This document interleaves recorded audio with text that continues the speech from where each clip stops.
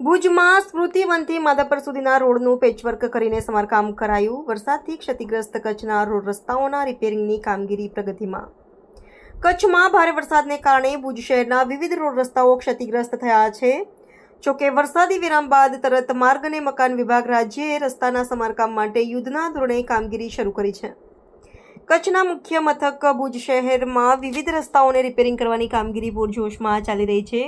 ભુજ શહેરના પ્રવેશદ્વાર સહિતના આજુબાજુના વિસ્તારોમાં આયોજનબદ્ધ રીતે તબક્કાવાર રોડ રિપેરિંગ અને પેચવર્કની કામગીરી કરવામાં આવી રહી છે.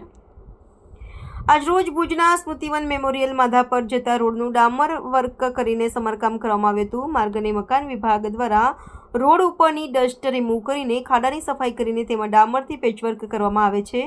આ ઉપરાંત યોગ્ય લેવલિંગ થાય તે માટે રોલર સહિતની મશીનરીને કામે લગાવવામાં આવી છે.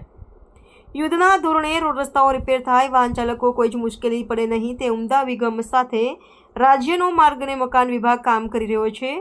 કચ્છ જિલ્લામાં વરસાદથી ક્ષતિગ્રસ્ત થયેલા રોડ રસ્તાઓને રિપેર કરવાની કામગીરી તબક્કાવાર રીતે યુદ્ધના ધોરણે ચાલી રહી છે.